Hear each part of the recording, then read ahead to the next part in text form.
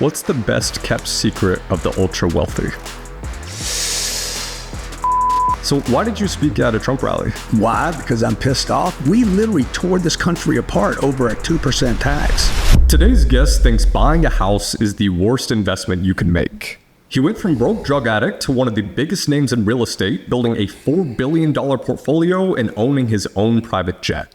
In this episode, we'll dive into his journey from struggling addict to billionaire mogul, his unconventional approach to investing, as well as his unfiltered views on faith, politics, and escaping the rat race. Grant Cardone, welcome to the Jack Neal Podcast. Yeah, Jack, great to be here, man. You cut me by $1 billion on my real estate. Oh, you're at $5 billion now. Yeah, so no offense, but I just hate to take a haircut this early in the interview. Yeah. Well, dang, by the time this comes out, it could be 6. It could be. Yeah. But so we're at your house in Malibu right now, and it's pretty nice, man. I appreciate you having us out here. Yeah, but, thanks, man. I want to say, why is this house the worst investment you've ever made? Because it's dead money. I mean, it's, anybody that buys a single family home you're probably out sequence on what people should do if they want to build wealth. Like if you just want a place that you're like, oh, this is mine, which is not. It's the banks. It's the banks, the states, because the property taxes. If you don't pay your mortgage and you don't pay the state, they're going to come take your house. So it's not really your house. Even when it's paid off, it's not your house. It's a terrible investment. Okay, over time, if you look at 100 years, the average house has gone up 1% a year. Doesn't even keep up with inflation. Your money could have been better utilized in a business, starting a company, growing yourself, self-development, or investing in the stock market, or more importantly, maybe even other real estate in your market that would cash flow for you. So when I was 28 years old, I went and bought a house. That's what I thought I was supposed to do. And before I could move in the house, luckily somebody offered me to rent the house from me. I literally just accidentally fell into real estate. And I'm like, okay, wait a minute. I'm going to either make the payment. It was $400 a month, or I can collect $600. And I'm like, I'm gonna take the $600. Yeah. Rent it to her, picked up $200 a month. That was a big deal to me. I was 28 years old, making $200 on an investment. I was like, shit, I'm making $2,400 a year. I put $3,500 down. I'm earning 80% on my money. 45 days later, I buy another house. I'm like, I'm gonna keep trying to do this, right? Yeah. Second house, I put no money down. Now I started figuring out how to do it better. But had I lived in that house, right, I would have settled down. Supposedly, that's the thing you're supposed to do. Called it my house, paid the mortgage, paid the property taxes, paid the maintenance, paid for the roof, paid for the termites and the tenant, all the problems, right, the toilets, and not received income. And I think that's the mistake a lot of people are making. Your parents, grandparents, they bought a house, put a mortgage on it for 30 years, cross your fingers and hope it goes up in value, which if you time it right, it will. Yeah. But if you're buying right now, it's not. It's going to be flat money or negative. So would you say buying a house is a worse investment than stocks or a Roth IRA? Yes. All those things. Well, the Roth IRA, I mean, you're picking up some of the worst. So buying a house is the worst investment. It's dead money, man. Like you're not going to make money there. And you're going to pay for it. So rather than buying the house, all you got to do is stay in the same neighborhood and go buy 4 units that cash flow, rent where you live, and use the cash flow from the rentals to pay for where you live. So you think that's a pretty good investment? Yeah, this house is this is a ridiculous investment. But I made it once. I made it. I was on the other side of the hustle and the grind and trying to make it. Yeah. But it's still a bad investment. Like this house is $40 million. The property taxes are $600,000 a year. So $50,000 a month in property taxes. The interest, had a mortgage on it, would be equal to $2.8 million a year. So that's $200,000, $220,000 a month. So I have to make, what is that? $280 a month. In the first year, I have to make $3.2 million. I'd have to buy the house for $40 million. A year later, sell it for $43. It gets worse in year 2. Now I got to sell it for $47 million to break even. In year 3, I have to sell it for $51 million. In the first 3 years, I'd have to make $11 million on the sale to break even. and I didn't have $40 million earning money. Yeah. So it's a terrible investment. And your audience is going to hate me for saying that, but it is. It's a freaking terrible investment. So if your uncle, your almost rich uncle tells you to go buy a house, it's better to own than rent, he's wrong. Yeah. You think this is just old news and at one point it was relevant? I don't think it was ever relevant. I think it was always a scam by the banks. Bank of America has made more money lending people money to buy a house. So they started banks. They're like, we need to find a way to make money. Yeah. We need products. We need products to of a bank. Yeah. They said, hey, let's lend people. It's a good collateral. They'll put 5 or 10 or 15 or 20% down, and we'll lend them the money for the house. It's a great loan for 30 years. We get income from it. Loans are assets on a bank's books. A loan for you or debt for you is a liability, but for them it's an asset. That makes sense. So it doesn't make sense to me. It's completely backwards balance sheet, right? Banks are terrible, very high risk vehicles. But people believe that if I save my money at the bank, it's safe. It's not safe. And they think if I get a mortgage, I'm somehow building my net worth. You're not building your net worth when you get a mortgage. Okay, and you're not building your credit score. By the way, rich people don't look at their credit score. They look at their assets. The schedule of assets, the cash flow, is what basically values a person's net worth. It's not where they live, the house they live in. Where you live should not even be on your personal financial statement because it is a liability. Yeah. So you look at the property taxes in Florida, it's 2%. Here, I think it's a point. Maintenance is a point every year, 1% of whatever the amount was. Interest today is 7%. So 7% of whatever the number is. So you got to take 7 plus 1 plus 1. You'd have to make 9% a year, and you haven't fixed a toilet, the roof, the floors, furnished it, or handled any of the problems. Hadn't put paint on it. Grant, do you think we should ban corporations from owning single-family homes? Well, no, you shouldn't. I mean, it's competition, man. First of all, they're not buying that many homes. They represent maybe 10 or 12%. It's 10 or 12%? Yeah, it's a small number. Okay. Look, there's so many myths out there. There's so many untruths out there, like the single-family home's a great investment. Companies are buying Blackstone. But Blackstone isn't buying they're not buying fucking single-family homes. They're buying companies that might own 10,000. So they would come, we own 15,000 units, not single families, but apartment complexes. Blackstone or BlackRock would come consume my whole entity before they would consume one apartment complex at a time. Yeah, that makes sense. So it's a bit of a misnomer that, the big corporations are buying all the single family homes. Even if they did, I wouldn't care. How about international investors? Do you think they should be in the real estate market in the U.S.? Well, they are. I mean, they are. There's probably top 5 investors in America is Canada. They love to come down here. Do you think that should be allowed, though? Like, as someone who's pretty patriotic? Doesn't bother me, man. No? Doesn't bother me. Let China come over here and buy shit. It doesn't bother me. You just like the competition of it? I like that. I like the action. I like the action. I like that. I like the competition of it. I like the fact that if I build a big enough portfolio, or when we do build a big enough portfolio, maybe one of those guys come gobble me up. But competition's a good thing, man. It's not a bad thing. It's good. It's good to have activity.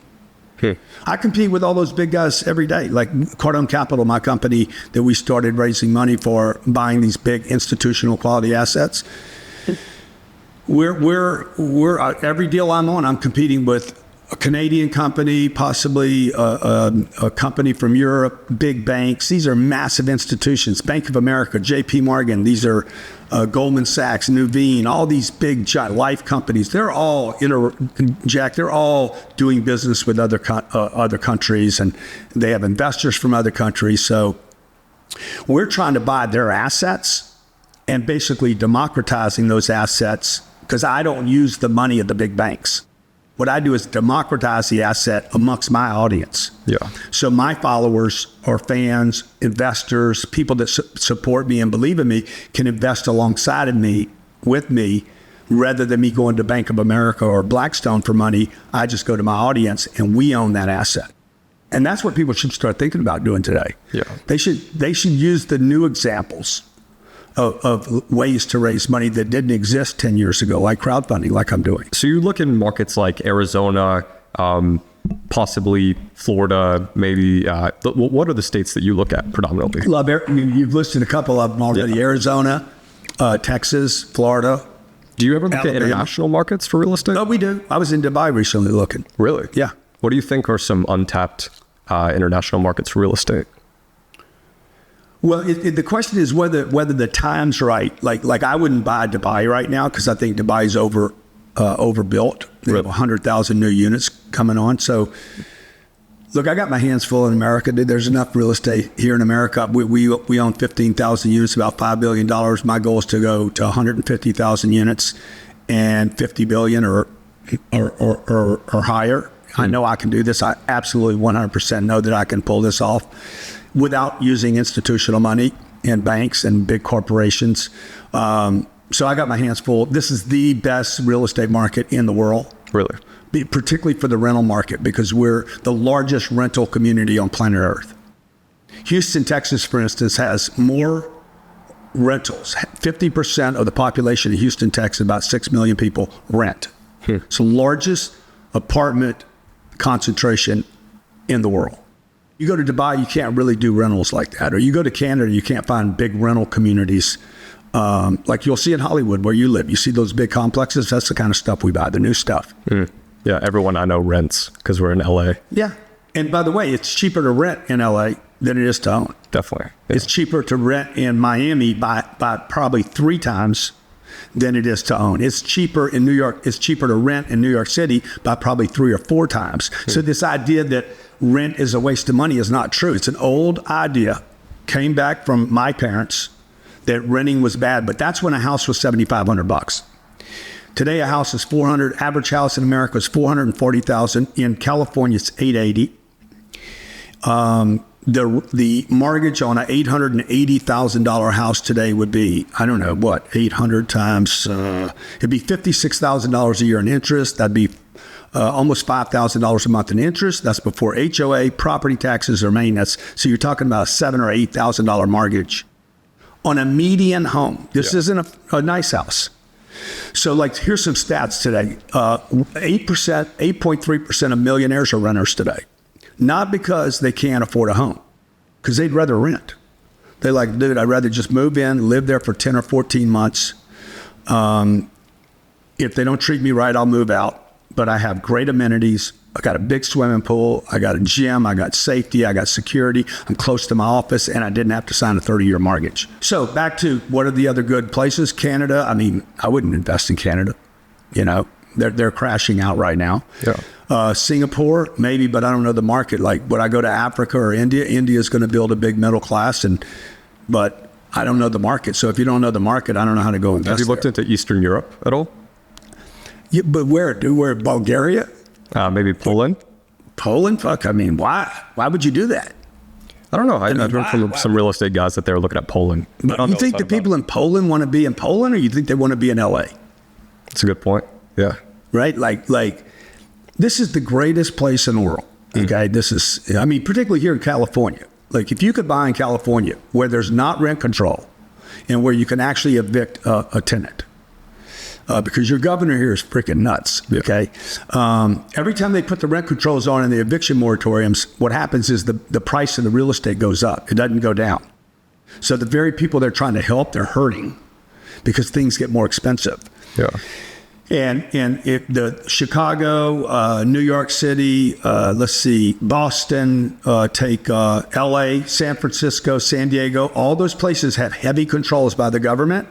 In every one of those cases, the government, the Democratic government, says, hey, we're going to regulate, we're going to put rent controls on, and we're going to not evict. You can't evict the bad players. You probably pay your rent on time. Yeah. Ty Lopez didn't pay his rent. Dude, you need to be able to evict Ty. You know, you got to be able to get him off the property. But in California, it could be 8 or 9 months to get him out of the property, right? So I'm not saying Ty doesn't pay his rent. I'm sure he does. But I'm just saying, like, if you can't get him out, what happens is nobody wants to trade their property. And it makes the properties more and more expensive. So the better places are where there is protection for the property owner, no rent controls, let the marketplace do its thing. Because if there's no rent controls, people will build more. And when people build more, the supply increases and the prices come down. So rent control kind of stops the flow of cash. Rent control, when you do rent control, what happens is, okay, I can't raise my rents, right? So let's say you're in my property and the government comes out and says, you cannot raise your rents above this level. Then you're not going to move out. Okay, so let's say you're on the, you're right here in Santa Monica or Malibu on the ocean, and I bought this place 10 years ago and the rent was whatever, $4,000. You move in 10 years ago and the rents were $4,000 back 10 years ago because you're on the ocean, you can hear the water, it's crashing, it's beautiful, and the property value starts skyrocketing here because a bunch of people bought on Carbon Beach, a bunch of billionaire guys bought and, you know, accumulated a bunch of property. And the next thing you know, the rents in the surrounding area have gone to $8,000, but I can't get your ass out of the property, dude. And you won't leave. Yeah. You're like, no, I'm staying here. Well, you're not a renter, bro. You're an owner in the property. Okay, because I can't move you out. It keeps the value of the property to where I can't sell it, can't trade it. And if I can't sell and trade the property, guess what? There's no activity. So basically anything that is for sale skyrockets. You understand? Because let's say these 10 guys just west of me right here. Yeah. They cannot move the tenant out. The guy that owns it doesn't actually own it because I can't get you out of the property. So you think we should ban rent control? So the one guy that wants 100%, the one guy that wants to sell commands any price he wants for his property. So it was worth $10 million. Now I'm like, dude, it's worth whatever I want it to be worth. And that's what skyrockets prices. Rent controls absolutely should be abolished in all of America. Let the rents go where the rents go. And when they do, builders will build. Okay, they'll spend whatever money they have to build. And the more supply will then reduce the pricing. So we were supposed to meet a few days ago when you spoke at Trump's rally. Our flight got delayed, so we couldn't that's make right. it out You were there. coming in, yeah. So why did you speak at a Trump rally? Why? Because I'm pissed off, dude. I'm tired of the direction of, the U.S. dollar. I'm tired of the inflation. I'm tired of the regulations. I'm tired of the lies. The mandates, the censorship. I don't know if you were censored during COVID with your shows, but I know I was. I'm still censored today. I can't post on TikTok, really. It's fucking crazy, dude. Yeah. It's insane. We live in this country. I could go to Dubai. I'll bet you would not be censored in Dubai, where they say there's censorship. Okay? And here you are in America. We're paying taxes. You're paying taxes that you shouldn't be paying. I don't pay taxes like the way you pay them because I'm a real estate investor and it has all the loopholes. But, if you're a creative talent online and you're making $1 million a year, you live here in California, you're paying $530,000 a year in taxes. Yeah. You might not even know you're paying that much. $470, you're left with $470, the smallest part of the pie.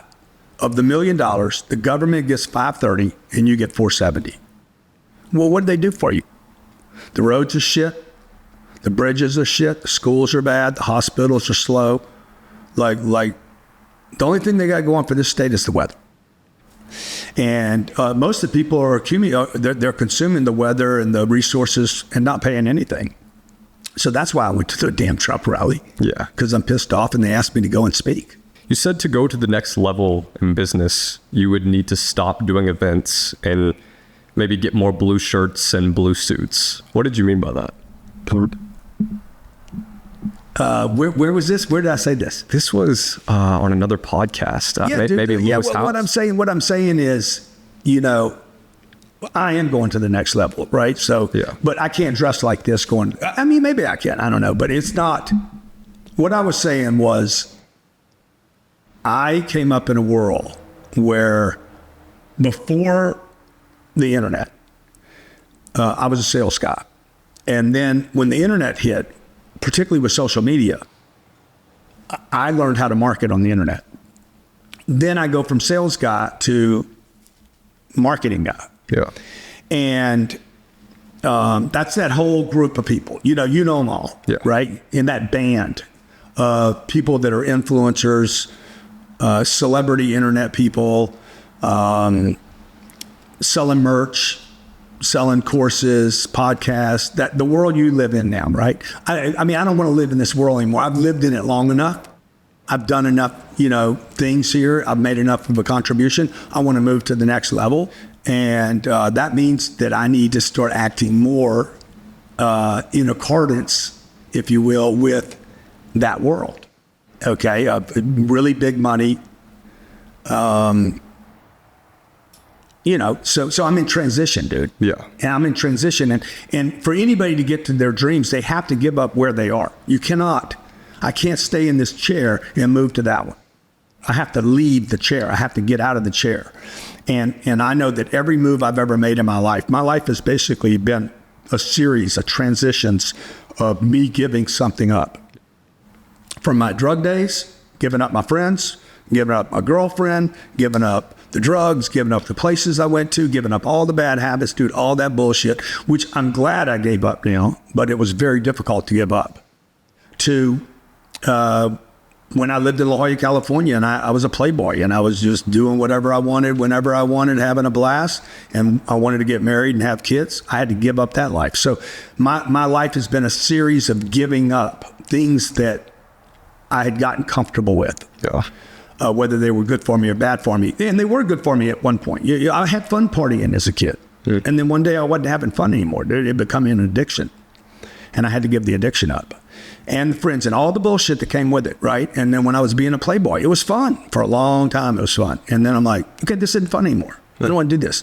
Being a millionaire was fun. And it was fun getting it, grinding it, hustling it, becoming a public speaker. That was fun. I've done thousands of speaking gigs.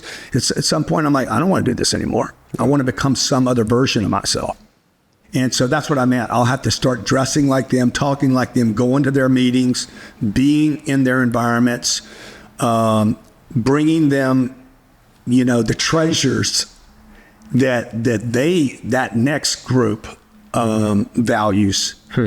In order to do business with them. I thought you might mean it. I think you meant it literally, like actually wear suits and kind of put on that persona. But I thought you meant blue suits, blue shirts, like associate with that party. Yeah. So no, I wasn't talking about joining the Democrat Party. Yeah. But who knows? Do you think you'd make more money joining the Democrats over the Republicans? Well, no. That conversation would only be had if I became political, like to run in politics. Are you going to go into it politics? Would probably be easier to run as a Democrat and win. Really? Than as a Republican. Are you going to go into politics? I think in some ways I'm already in politics, right? That's true. But it's not really about politics. Is not something I strive. I'm not like it's something that you're almost forced to get into at some point in life. Yeah. Like when you own enough of stuff, right?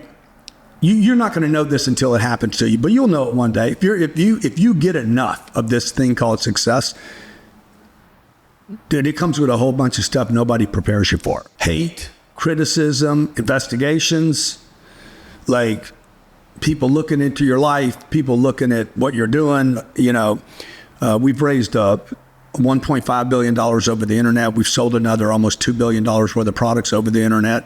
People look at that. Have you been audited a few times? Oh, what? Have I been audited? Do you have an open audit? No, I don't. No. All my audits are closed. We've won every audit that I've ever been involved in.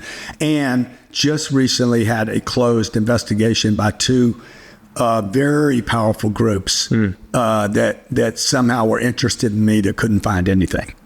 So look, there's no problem with all that bullshit. If two things. One, you got to have your hands completely clean. Books got to be completely in order. Then they're going to look, but it's still, number two, it's still expensive. It's an expensive use of your time and energy. It's draining. It's something you don't budget or plan on. At what level do they care about you? Is it like $1 million a year, 10 million a year, 100 million a year? Well, the audits, it depends. Like if you were to leave the state of California, I don't know how much, what kind of money are you making right now? Maybe low seven figures. Yeah. Okay, good. So if you left right now, and move to Florida, right? They're going to probably audit your exit. And I can show you exactly how to exit and win the audit. Yeah. So when you're ready to move, okay, and quit paying. No matter what, if I go to Florida right now, they're going to look at it? 1,000%. Really? Oh, yeah. But I can show you how to prep for it. You need to be prepped for it. So when I left California, I'd lived here 25 years. I was audited 3 times. they were certain they could get something. Look, the state of California tax department is worse than the federal government's IRS. Way worse. They're vicious. So you just need to budget some money, because they're going to, no matter what you do or how you do it, no matter how right it is, they're still going to audit you. They're going to come try to get you money, bro, and they're going to try to cut your hair. Yeah. Okay. Okay. So, but it's cool. It's fine. It's not a problem as long as you do the right shit, right? So when does the government become interested in you? I don't think it's about how much money you make, but I do think it is about how much noise you make. You know, and I think that there's a new thing going on. Maybe not a new thing. Maybe it's been going on since JFK. I don't know. But anybody that shows up, particularly since Trump, anybody that is going to start exercising any kind of freedom and voice and opinion and independence, they're going to start punching on. And I know this from personal experience. I won't get into all the details because it's a bit of a wild story. But you know, I'm talking about the biggest ABC organizations in the country will pick let's say a sole proprietor of a company out, an independent business owner. I'm an independent business owner. We employ about 1,000 people, maybe a little more than that, and they'll just decide, hey, we're going to go investigate this guy or your company or whatever, right? We're going to go investigate. Now, what that means is they're going to put somebody in your company that you hired, and you're not going to know. They're there to listen and watch and learn. And dude, they could be there for 18 months and you won't even know it. You will have paid for it. Like a higher level C-suite executive, or like could be sales guy? Could be a partner in your company. It could be a sales guy. It could be a receptionist. It could be shipping person. It could be 2 or 3 people, by the way, if you have 1,000 employees. It could be 4 or 5. And they could spend millions of dollars in 18 months. They could spend 24 months there looking, searching, and by the way, paid by the American taxpayer. This is not just happening to Donald Trump, just so you know. It's happening to more than just him. So when does somebody become a target? But when you express your freedom, they don't want you expressing your freedoms. They don't want you getting strong. They don't want you building an audience. They don't want you doing things outside the norm, like me crowdfunding $1.5 billion. That's not, you know, I'm new competition for some of these institutions that want to keep all the money amongst the little groups. Yeah. And they want to send a message so other people don't start doing it. And then I do stupid shit, right? Like this is what I got for the IRS, right? Because I know how not to pay federal taxes legally. But then I have to go, because I'm so immature, I have to give my middle finger and say, fuck you guys, come look at my books, because you can like come right now. Like I can't, I'm so tempted because I know that my books are in order and I know there's nothing to find, but it is, you know, it is a bit unnecessary. It's definitely immature, okay, on my part. But it's what made this country great, dude. We used to fight over, we literally tore this country apart over a 2% tax. Now you're paying 53%. You pay taxes when you earn money. You pay taxes when you spend your money. You pay taxes when you invest the money. You pay taxes when the investment money makes money. You pay taxes. She wants you to pay taxes right now if you own an asset and it goes up in value and you didn't sell it. You pay taxes when you die. You pay taxes when you give the money away. There's no time. I mean, your fucking money's being taxed every time you touch it or think about it. Do you think there will ever be a point where you get into some of those details about the investigations you've been through? Sure, I will. Really? Yeah. Maybe a few years or? No. I mean, I don't know that it's really needed. It just kind of, I mean, the investigation's over. Yeah. So it's completely over. It's closed. Just so you know, to start a case, to open a case is one thing. To close one takes almost an act of Congress. Because when they close it, that means there's nothing. And it also means that they spent a bunch of taxpayer money without finding something. That's the problem with your audit. When you get audited, they're going to literally, they want to get something. They want to squeeze something out of the lemon. What is the Milken Institute? Because you'd mentioned you wanted to get a ticket to the Milken Institute. Yeah, no, I've been to to Mike's conferences for the last 3 years, called the Milken Institute. He does couple conferences a year, extremely high net worth individuals that gather twice a year here in Beverly Hills and back on the East Coast. He does a 5-day conference twice a year. I was at the one last year in Beverly Hills. A lot extremely, well-connected. Do you think that's one of the better investments you've made as far as like going to a group of people paying? No, they're all good. Nobody should think about the one to do any more than there's one way to be successful, or there's one thing that makes somebody successful. There's series of things you're going to be paying for your whole life. There's no one thing that does anything. So it's the first time you go, that's one thing. Second time you go, that's better. Third time, fourth time, fifth time, now they're going to know you. Like, people need to think about not the first time or the second time. You got to keep going, keep showing up.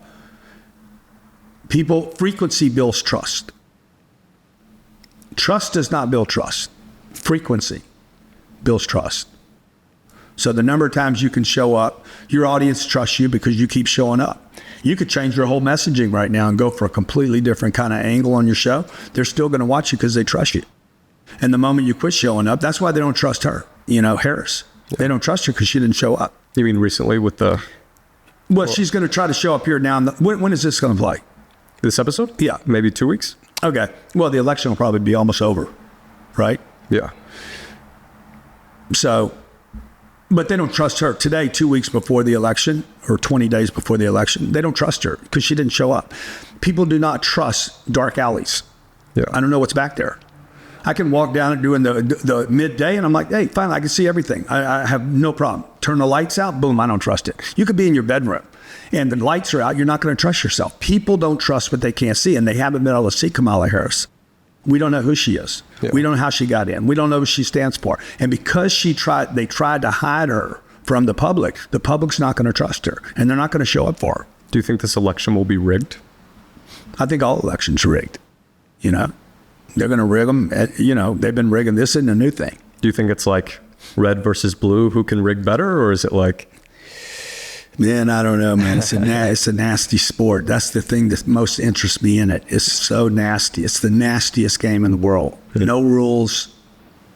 Who can tear off the other person's face the worst and the best and most consistently without dying?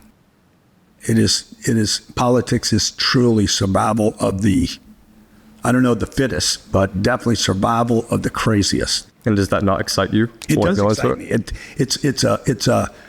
There's really no payoff for me to be in politics, but the thing that interests me, that entices me, is the viciousness of the sport.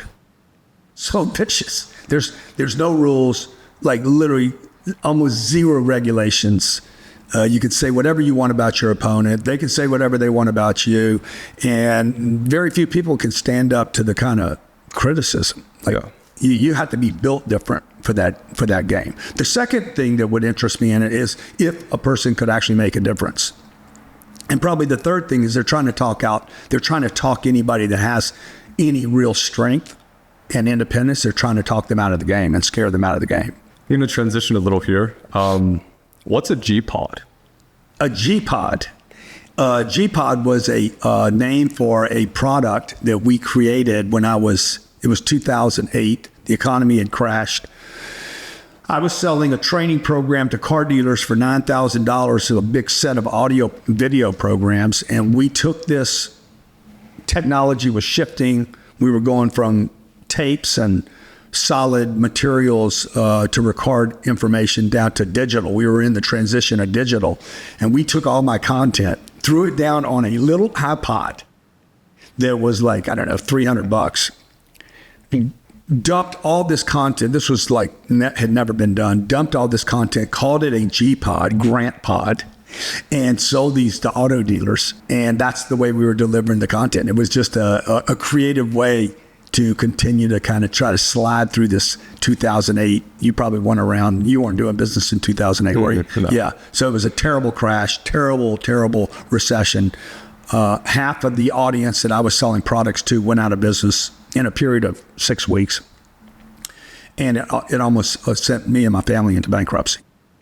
So the G-Pod The G-Pod didn't save me. The real estate saved me, but the G-Pod was a saving grace. Yeah. Did it make any money? Nah. No. It was just. Have you ever had any other ideas like that, like software? No. We built a before that. I'd taken the Apple Newton. You probably don't remember that product. Newton? Yeah, the Newton. What was it? Was called Newton? a Newton. It was an iPad. It was a pad. Yeah. It was an iPhone. Basically, it was the first iPhone. But it wasn't a phone. It was a pad. Did it have a stencil? Yeah, it had a stencil. Yeah. And it was the reason most people don't know about the Newton was because it was buried when Bill Gates gave Steve Jobs a loan for $150 million. Part of that loan was bury the Newton. And then Steve would end up doing the iPhone as a way to retaliate on the Newton. But we did the Newton.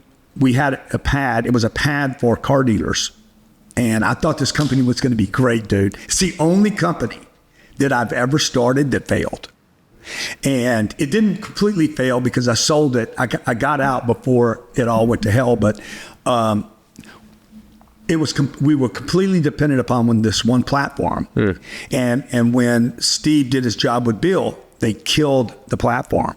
So I had a business that was dependent upon this one distribution. And that's what I learned. Never, ever be dependent upon one vendor, one customer, one of anything for anything. Which platform would you say you're most dependent on right now?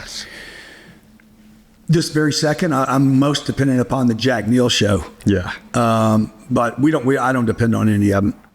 So we just float. We move from one to the other. We use them all. I have no favorite. If I had a favorite, it'd probably be YouTube. If I had one. What do you watch? I don't watch any of them, actually. Do you listen to any podcast? I know you read a lot. No, I read. I mostly do Audible. What's your reason for that?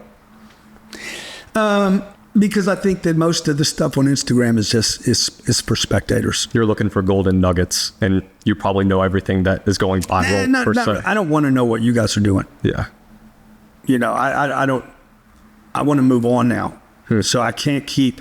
When I stopped my drug addiction, I stopped going where those guys were hanging out. That makes sense. So if I don't want to be an influencer anymore, an internet influencer, then I got to quit listening to internet influencers. No offense. No, it makes sense. I'm grateful that the space allowed me to do.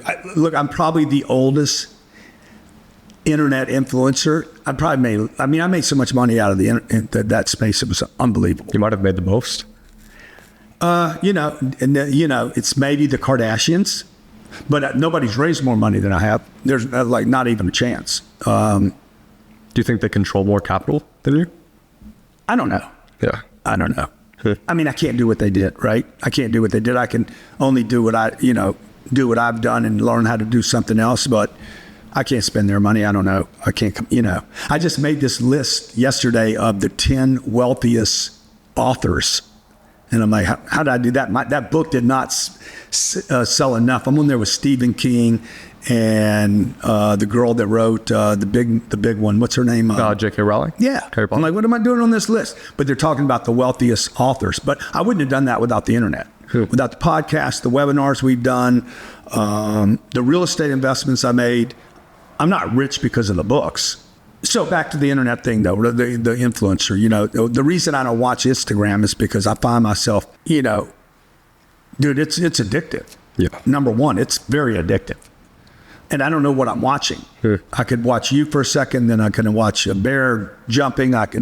Pornography comes at me like out of nowhere, a guy breaking up in his marriage. Like, you don't know what you're being hit with. And if I want to control the direction of where I'm going in my life, I need to start studying, not watching. And when I'm just watching, then anything can happen to me. So I'm picking what I want to watch each day. Yeah. So if I can get an hour to 2 hours a day listening to or learning from guys way up the food chain, for me, that I find that to be very helpful. Who are your mentors right now? Right now, I just finished Steve Schwartzman's book. I've been studying, looking at what Steve's done. I've studied Sam Zell, Warren Buffett, these guys that have built private equity funds, Bill Ackman. Do you talk to them one-on-one, or do you just No, I don't, and I never seek to talk to them, actually. Yeah. So I don't need a photo with them. I don't, I just want to study them. And would you rather get like an hour of someone's time or like read their book? No, I would rather just study everything they've ever done in sequence of how they did it. Like I like to listen to, like Warren Buffett, I've probably done, I don't know, hundreds of hours on Warren. From when he was young, try to do sequence and interviews that he's done and like really understand what is he really saying, not what's he saying and what's he doing. Because those are two different things. So Alex Hormozi paid, paid $135,000 for 4 hours of your time. What did you tell him in those calls that you think was worth six figures? Well, it wasn't worth six figures. For him, it was worth tens of millions of dollars. I agree. So let's just put that aside. Okay, yeah. He got the best part of that deal. Look, Alex he didn't even need all the time. I think he used 3 hours or something, 2 hours. He'd come in, boom, I got good. I'm good. Like it's an hour, right?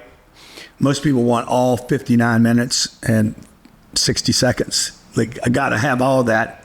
He's like at 20 minutes. He's like, I'm good, man. Boom. He took that piece and went and executed on it. Well, what did he ask you specifically that you I don't remember what he asked me. I mean, I don't know what that was a couple years ago. So do I have other guys like he probably asked me things like what's your favorite channel? How often do you put content up?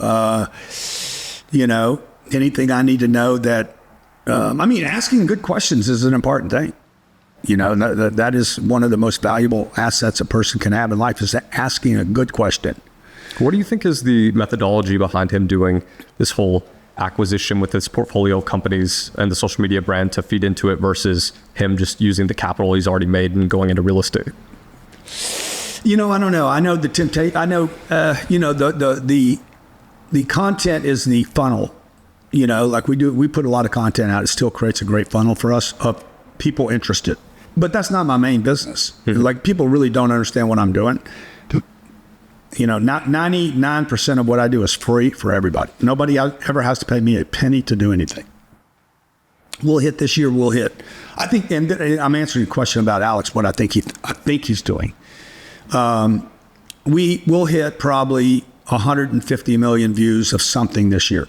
It could be real estate. It could be the Trump thing. It could be this. It could be sales, marketing, leadership, people skills, like something. I'm going to do something on it, working with my kids, homeschooling, budgets, credit. Like, we're just going to put it out there. And then maybe out of that 160 million people, 0.001%. I'm talking about 1/10 of 1% will buy something from me. That's my conversion rate. So we had 156,000 people bought a product from us last year. 15,000 people invested money with us. Another 2,500 did something really big with us in our consulting business where we became a partner in their company. And out of that, we probably got 20 deals.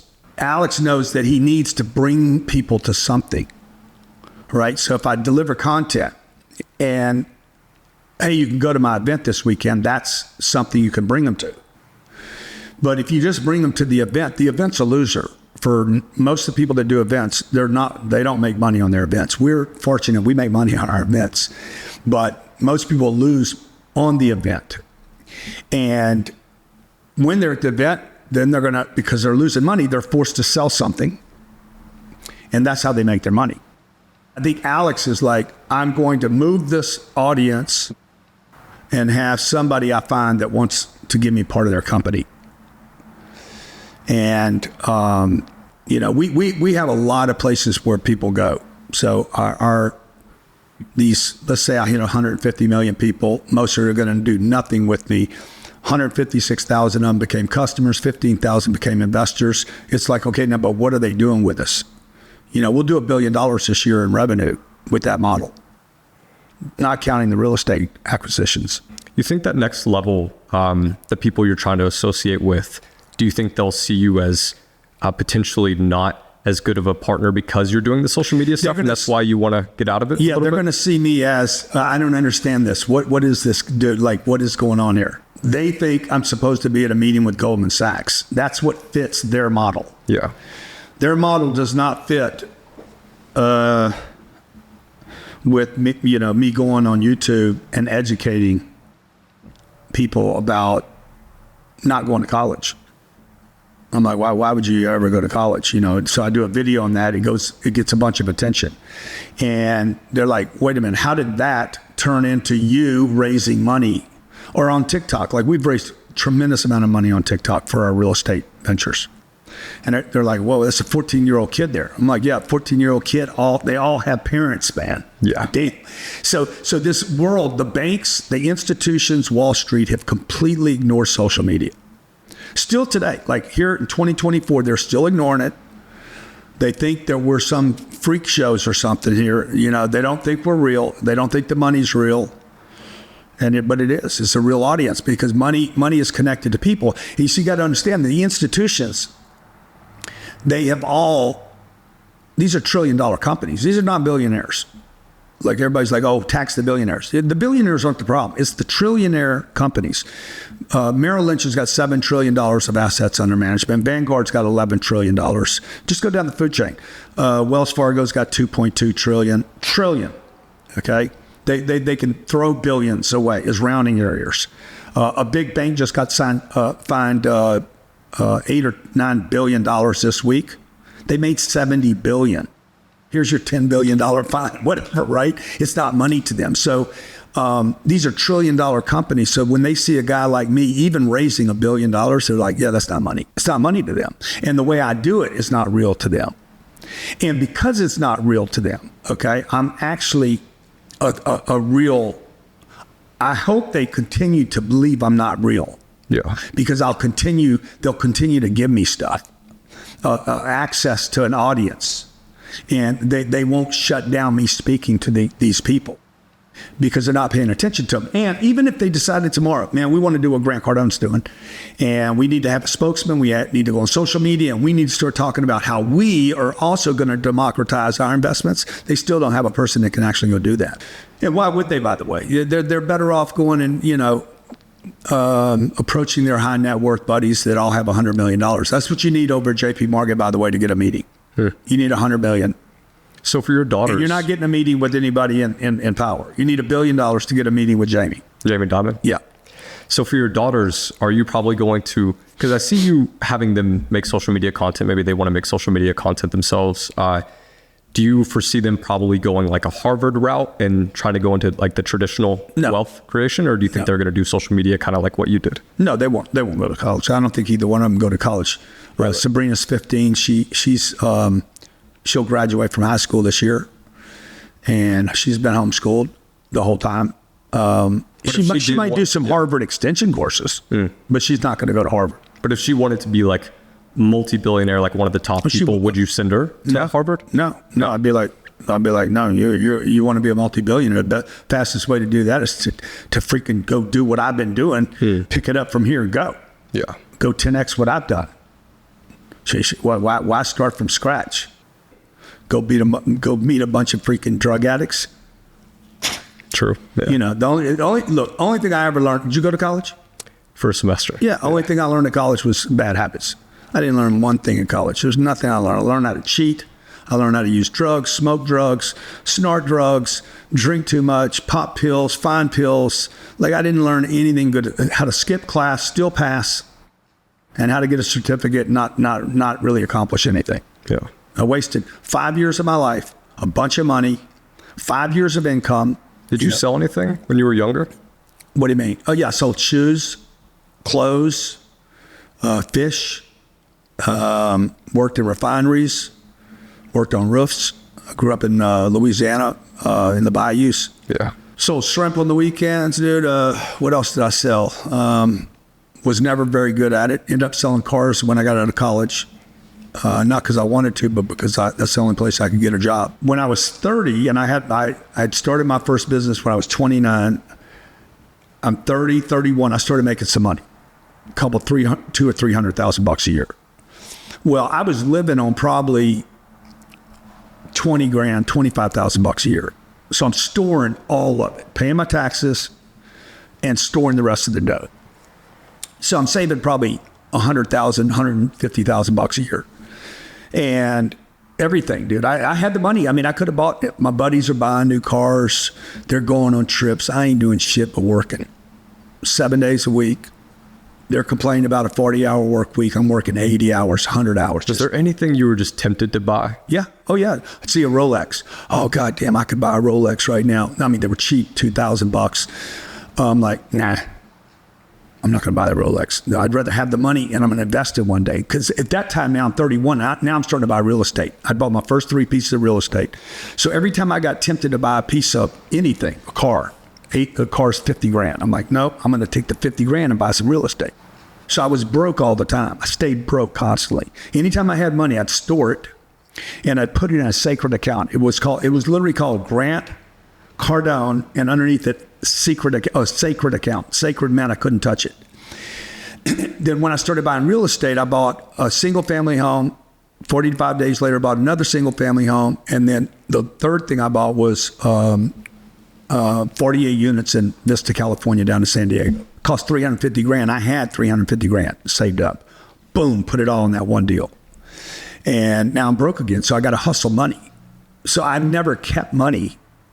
Like I never have money around. That's how I am, man. When I was making a decent amount of money and I was like, oh, I can't wait to save up to get a Mercedes G-Wagon, something like that. And then I asked my friend one day, I was like, how much are those, by the way? I thought they were like $400,000 or something. Yeah. Turns out they're only like 150. I was like, oh shit, I could have had this 2 years ago, you know? But by the time I had enough money for it, like it was like, I don't really want it. Bro, I was 45 years old before I bought a European car. Before that was a Toyota. Yeah. I was making millions of dollars driving a Toyota. Nobody cared. But, you know, everything wasn't on a phone either. Now everybody's got to have a G-Wagon. Yeah. You know, everybody's got to have, they got to be chartering, JSX or whoever it is, right? I never chartered a plane. I've never been on a private plane until I bought my plane. And I never even thought about buying a plane. Until one day, I came home. I was in Miami at the time. Came home and I told my wife, I said, I got to quit doing this. She's like, what? I said, I'm exhausted. I'm 50, probably 50. At this time, I'm 51 or 52, maybe 53. And I'm like, I can't keep doing this, dude. It's wearing me out. I'm exhausted, I'm tired. I'm angry. I'm pissed off. I'm freaking waiting at the airport. I've flown almost 4 million miles at this point. And I either got to quit my career or I got to figure something out. And she's like, why don't you buy a plane? I'm like, fuck, dude, that's impossible. I mean, buying one's one thing. But this time I could have done it, right? Well, I would end up doing it before the end of this year, that she was telling me this. But I just couldn't think with it, man. Do you think, in your experience, are billionaires cheaper or millionaires? Yeah, interesting question. I've never been asked that. Are they cheaper? Yeah, like more frugal, more cautious with their money? Yeah, well, definitely the millionaires. They're cheaper? Well, they have to be. They don't have any money. So, you know, I always say never take advice from a millionaire. Yeah. It's the worst place to get advice from. You're better off taking advice from somebody broke, dead broke. Yeah. I'd rather take advice from a homeless person about money than take advice from a guy with his first $1 million. Yeah. Because when you got your first $1 million, dude, the first thing you do is you go into terror. You don't go into excitement. You go into like, okay, now what? What do I do now? And most people just want to hold on to the million. They actually they interrupt the cycle that actually got them the million. Yeah. And they're like, okay, now I'm going to save. Now, that's not what got you that million. Or they're going to go spend. Both, by the way, produce the same result. Savings impossible. Spending stupid. The only way you actually get from million to 10 million, 10 to 100, 100 to a billion is by taking all that money and investing. You said printing money doesn't cause inflation. What causes inflation? Well, if you print money, you get nothing's happened, actually. You just printed a bunch of money. You can print $1 trillion today, but until you distribute the money. So if you just walk through the process, right? Print $1 trillion, you don't distribute it. What really happened? Nothing happened to the money supply. Now distribute it to 10 people, and now we're all worth $100 billion. You know, now we're all, goddamn, I got 100 bricks. Yeah. Now you're like, okay, what do I do now? You're sitting on 100 bricks. Tony's got 100 bricks. Your girlfriend's got 100 bricks. I got 100 bricks. I'm trying to figure out how to get your fucking bricks. You're trying to figure out how to spend them. I'm trying to figure out how do I get their bricks from them. Okay, because I just want more bricks, right? So now we're all thinking about, damn, what do I do with this money, dude? Like, this is a great game to play. What would you do with a brick? With a brick? With $1 billion. That's what a brick is, man. Man, I haven't What would you heard do? that What's the before. first thing you would do with $1 billion? I just give you $1 billion. I wouldn't do anything. I wouldn't do anything for a year. I'll tell you. You got to do something. What are you talking about? You got $1 billion. I met you today. I'd probably talk to you a little bit. Yeah, you should talk to me. But let's say, look, hey, I'm gonna give you $1 billion in cash, but you have to spend $100 million in the first 24 hours. You got to spend $200 million of it in the first 24 hours. 24 hours. I mean, who would take 200 million from me? I mean, probably an investment fund like yours. I would. You would take 200 million from me. Yeah, but you got to spend it. You can't just give it to somebody. But I would buy into like your fund or something. Does that count? You could. Yeah, you could do that. I mean, that's. But you got to move this money, right? Because here's the thing: you're not going to just sit on it because it's actually going down in value every day. You understand? There's no saving the money. So the bank's going to tell you, leave it with us, bro. It's going down in value. Yeah. We give you 5%. It's still going down. It's going down in value in your lifetime. It's accelerated. The devaluation is accelerated in your lifetime. You're seeing more devaluation of a U.S. dollar in how old are you? 23. In your 23 years than I've seen in my entire 66. Most of it's happened in the last 8. 80% of all the U.S. dollars are newly in circulation in the last 24 years in your lifetime. So that's new money that's been created. So the money gets generated. You can't figure out what to do with yours. Okay. I already know where I'm spending mine. But are you buying companies? What are you buying? Well, first thing I'm going to do is I'm going to buy a yacht, 100%. Really? 1,000%. I was going to ask you that, but it didn't seem like there was much utility I know exactly value. what I'm buying. I know where the boat is. I know what the boat costs. I know everything. Is that a good investment? No, it's terrible. But fuck it. I got a brick, bruh. Yeah. Okay, when you get that kind of money, like you got all your audience should be sitting down saying, if I had $1 billion, what does my life look like? Okay, I'm earning $50 million a year just in interest. In my real estate fund, I'm probably earning $150 million a year, $12 million a month doing nothing except moving money into a real estate investment. They can't take the real estate, can't break the partnership, they can't tax it. Okay, and it literally, I just get ducked cash flow on me every month. So I'm getting funded passive income. Like, people should only live off their passive income. It's the only thing. This is what the super rich do. They only use their passive income. They never touch their capital. You were asking about inflation. How's it created, right? Well, we printed it, and the next time you hear somebody say we printed too much money, that's not the inflationary issue, okay? We distribute the money. We haven't spent a penny yet. Nothing inflated until you decided. The four of us decided we want the same yacht. And the price goes up. And we're like, bro, okay, you're not buying the yacht, bro. I'm buying the yacht. And you're like, no, I'm going to overplay because you got money now. Now, this is what creates inflation. Stupidity is what creates inflation. Okay, it's when people start doing stupid shit with stupid amounts of money. Now, it doesn't have to be $1 billion. It could be a $1,400 PPP check back in COVID. When somebody got their first check and they go online because they're bored and they're smoking weed and they're watching Instagram and they're watching somebody on Instagram talk about, yeah, I did this and I did that. And they see their Gucci's and they're like, fuck it. Because they're a spectator. They're a spectator, and spectators get abused. Okay? Because they're watchers. They're not in the game. They're watching the game. They're excited. Oh my God, look at them. They get excited, overly excited. That's why I don't watch Instagram, because I don't want to be a spectator.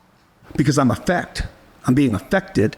Oh, fuck, those Gucci's on Kanye. Fuck, I got to get me some Yeezys or whatever they're buying, right? And they're like, I got $1,400 from the government. Fuck, it's meant to be the government. In God we trust. I'm going to buy some Yeezys. And that's what created inflation. When stupid people do stupid shit with money that they either earned or they were given. But you got to understand, all that money ends up with people like me, man, because I don't care if they print. You go fucking print it tomorrow. Look, every time they print, I celebrate because I'm going to get mine. I'm going to get it and I'm going to keep it. And more importantly, I'm going to multiply it. I'm going to figure out how to get my share. And I know your audience might hate this. This is where you're gonna get that little spike in your YouTube. Say, I fucking hate this guy. And the reason you hate me right now is because I'm telling you the hustle that you guys are not willing to do. Not you, but them. You're not willing to do what I'm telling you, man. When they print, like when you guys each got a brick in that example, right? The only thing I thought about, you guys thought about what you were gonna do, and all I thought about was, what can I do to get their brick? There's no shortage of money on this planet, and we have a little more money every day. The problem is we don't have enough people hustling. You know, we have a lot of people that are indoctrinated. We got a lot of sleepers and spectators. We got a lot of medication, a lot of lazy. Lazy is not natural. If you're lazy, it was imposed on you to be lazy. Lazy is not a natural organic condition. You're not naturally organically lazy. You don't want to nap. Like you have to nap. You have to take sleep, right? But if you ever look at a child, children are naturally like wanting to do something. They're very curious. Yeah. It's the adult, the teenager and the adult that becomes medicated by society and becomes, oh, I'm lazy. You're not lazy. You were made lazy. Your food can make you lazy. It's true. Your friends can make you lazy. The weed will make you lazy. Why do you pay your daughter $667 a month? I don't pay her. What I do is I pay her a salary every year. Yeah. So her salary, I think her starting salary was 30 grand. I think it's 40,000, maybe 50 grand now, but. You pay your daughter $50,000 a year? Yeah, to work at the company. Okay. Yeah. And she does sales and content? She's got a contract. She does sales, marketing, shows up at events. Sometimes she's my personal assistant. This year she'll make 6,000 phone calls to clients. 6,000, wow. Yeah. So they're required to do certain things. They agreed to it in the contract. So this is, and then we provide them with housing, food, good education, homeschooled education, and they get to ride on the plane. Who teaches them? They get to be around cool people. Yeah. It's online. Online? Yeah, it's an online homeschooling. Okay. It's not like tutors and mentors. No, it's easy, dude. Yeah. Homeschooling's the greatest hack there is in the world. Yeah. So it's cheaper, by the way, the schools. And you get to spend time with your kids. But, you know, some parents don't like their kids. I happen to like my kids. And I like spending time with them, and they like me. So anyway, we took that money, rather than me giving a kid 9 years old 30 grand, I took the 30 grand, put it into Cardone Capital. That first 30 grand makes about $1,800 a year. Okay, so that was her first investment. She's earning $150 a month. Next year, she gets 30 grand. Now she's earning $300 a month. Boom. Third year, 30 grand. I didn't give her a raise because she didn't ask for one. Yeah. After the third year, I'm like, bro, you want a raise? You got to ask for one. You got to either do more, ask for more, get him. You got to start. She saw one of these videos I did about never ask for a raise, ask for where's more revenue so I can get more money. So when do you foresee yourself like upping that salary, like $100K, $1 million a year? Is it going to be when she provides more value? Dude, my daughter has done so much for our business. Both of them, by the way. Yeah. I got Sabrina and Scarlett. They have both contributed so much to our family, our lifestyles, how we travel, how supportive they are. Like the whole time, ever since they were this big, we were like, you're part of the team. You're not a little kid. Everybody's going to look at you like a little kid, but you're not. You're part of the Cardone family. You're part of our team, dude. We need your help. We need your support. People depend on us. We're superheroes. My wife used to tell them, we're superheroes to regular people. Sure. And you guys are part of the superhero. How much did you earn this month? $3,500. $3,500 she's up to. I didn't give her 30. Do you want to say it to the mic? Yeah. How's it going? Nice to meet you. Yeah, Jack, you want to say how much you earned this month? How much did you make this month? I earned $3,500 this month. From where? From my investments in real estate, which I've been investing in for about 6 years with the money that I earned working for you. Yeah. What do you think you could do to get $1 million a year from your dad? $1 million a year from you? Yeah, come for the business. Talk to me. Here. Come sit down right here. Just careful with the cable. Yeah, sorry, dude. Sorry. I don't know if that's possible right now. Right now? Yeah, but he's asking you, what could you do to earn $1 million? In the future? Maybe running Cardone Capital. Is that the right answer? I mean, I don't know, dude. Like why does she got to go to $1 million right now? Like, you know, that's a big number, dude, for a 15-year-old. Yeah, but I'm just thinking theoretically she could provide the value if she figured it out. So if she knew like what to point toward. I mean, if she raised $100 million, look, she got me the gig with Donald Trump. Really? At the rally. Yeah. Yeah. So she's 15. She hooked up the gig with Bo. I didn't. So she's very valuable. She's articulate. She's intelligent. People, they're probably going to trust her more than they trust me. People definitely like her more than me. Yeah, I mean, she's likable. Yeah. I'm not a likable person. So how can you not like a 15-year-old kid? Like, no threat in the environment, dude. So I was going to ask you this later, but what's one thing you learned from your daughter? Oh man, I've learned so many things. Like, I've learned so many things from my buddies. So, they're one. I mean, they're my friends. They're not just my kids. They're my friends. I wish I would have grown up more like them. I wish that I had more of a life experience than they had. I mean, I've learned that there's value in doing it yourself, though. Like, I have something that they won't have, which is starting with nothing. And I learned tolerance, dude. I learned patience. I learned that I'm a good guy, a much better guy than I present to the world. Because they're good people? No, because I'm good to them. I make time for them. I'm extremely, if I'm proud of anything in my life, that is my number one accomplishment is being a father. And nobody sees it. It's not something, the world doesn't see me, how I am a father with them or what time I spend with them. Do you have a really specific piece of parenting advice? Yeah, I mean, I would never tell anybody how to raise their kids, but I would tell you, if you were asking me what's worked for us, is we don't treat them like kids. We treat them like they're intelligent. We've always treated them regardless of how old they were, even in the womb, they understand what we're saying. There's, every word. I'm like, they're understanding what we're saying. They know what we're talking about. Assume that they are consuming every piece of data that is around them. If that's the case, and I believe kids can consume easier than adults can. For some reason, it becomes more difficult for us as the older we get to assimilate information.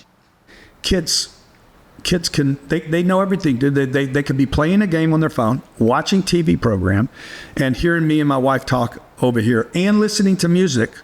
Why do they pick up lyrics? Every parent's how do you know the words to the song? You guys know, they know words to songs I've been listening to for 60 years, and they know every freaking line. Why? Because they consume and assimilate faster than we do. Yeah. And when the parent walks in a room, pay attention to me. They are paying attention to you. They can pay attention to fucking 50 things more than you can. And you're the one with the attention problem, not the kids. So I would tell everybody, assume that they are learning machines at many, many times greater than you. And assume they're listening to you. And assume that they hear everything and they duplicate it. Third thing is, don't medicate them. They don't have the problem. You have the problem. You're having the problem with your children. Your children are actually not having the problem. And, I have had psychiatrists and psychologists attempt to medicate me a dozen different times in my lifetime. Yeah. Because I somehow don't fit in. I'm too ambitious. I'm what's overachiever. By the way, that was one of the labels I was given. I thought that shit was a weird good. Disease. Yeah. Oh, you can't pay attention in class. Yeah, I can't pay attention in class because this shit's boring. And I don't need these classes. And I know the 17 years I spent in class, I know very few of these classes I will ever utilize. This data is not relevant to my future. Now, I don't know how I knew that when I was 5 and 6 years old, but I knew it. And guess what? At 66 now, I know I was right. But at 6 years old, nobody would listen to me. This is stupid shit. Now, I don't know why that is. I don't have the answer to that. But I know it was stupid, and now I know for sure it was stupid. It was a waste of time. And that was 60 years ago. It's just gotten worse. And now they're teaching what? Critical race theory. They want to teach sex education. Bro, I don't need a class in school to learn about sex. I can learn that from my buddy. Yeah. My buddy it will teach me more about that. The girls in the class will teach me about sex. All you young guys out there, bro, you don't even have to ask. Don't ask your buddies. Ask the chick. The chicks know about the sex. You don't need a class, you know. Anyway. I don't know how I got off on that, but what you know, you guys need to protect your children. It's parenting. Protect your kids. Get them out of school. Like, the best thing I ever did was get my kids out of school. Remove them from the environment. And you're like, oh, well, how are you going to socialize your kids? Don't. You don't want them socialized. You want them to be independent, free thinkers, disciplined. You don't want your kids to be socialized. No, fuck no, bro. Why would I want to socialize my kid into these fucking idiots? That's fair. Are they social in general? Like, do they have a bunch of friends? Social? I mean, yeah, very social. Yeah. But do they hang out with like other kids, like a bunch of kids? Yeah, but boy, they can. They know how. Yeah. You know, but I tell my kids, look, you don't worry about hanging out with the kids. Worry about hanging out with their parents. If you learn how to hang out with their parents, the kids are going to become parents one day. Like, if you can learn how to hang out with the older people, that's who's got all the access, the power, the wisdom, and the influence. So the kids are the kids, man. How many of the kids you grew up with you're hanging around today? In round numbers. 0. That's a round number. Fucking round number is none. They're fucking deadbeats. Okay? They're like, oh, Jack, I can't believe what you've done. Or the other, fuck Jack. Look at Jack showing off all the time on the internet. Bullshit. Jack with his haircut. Blah, blah, blah. You know, they're freaking either criticizing you, or those same guys are cowards, because when they see you, they're like, oh, Jack, I always knew you were going to make it. Yeah. But they never did anything, dude. So now, if they could grow up with the Obamas and the Trumps and the Bushes, then that's influence. What's the best kept secret of the ultra wealthy? The best kept secret. Man, there's a lot of them, bro. Like, you know, the tax code is a secret. That should be shared with every American, by the way. Every American, that should be a class in school, how to legally avoid federal taxes. Everybody should be taught that. It's legal, it's in the code, should be a class. Everybody should have access to the same information.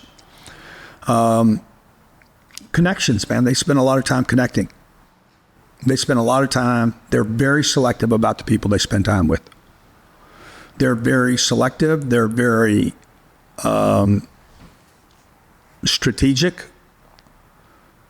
Who are they? What do their parents do? You know, like, everything's about who are they? What do they do? What have they done? You know, it's basically discrimination. You know, it's very discriminatory. I am going to discriminate who is in my life. I don't mean racially. I'm going to be very selective. Who is in my life? Now, I made this mistake when I was 15 years old and let anybody in my life. And when I got out of treatment center, I became very discriminating. I want to know who you are, what you do, what your house looks like, what your car looks like, who you're hanging with. She looks bad. Your car looks bad. Your apartment looks bad. I'm not hanging out with you. All those are signs of problems. Do you believe in aliens? I believe there's aliens. Yeah, dude. Really? Yeah, 100%. I believe there's aliens. I believe there's aliens probably in your food. You know, yesterday I read they just discovered the 6th ocean inside the planet. And that the planet's oceans supposedly are just leakage from this main ocean. So 90% of all the life in the ocean, in the 5 oceans that we have, supposedly we don't even know about. So do I believe in aliens?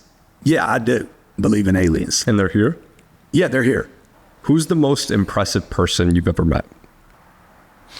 Most impressive person? Probably Dave Chappelle. Why? Man, dude, guy's talent and intelligence is just so deep.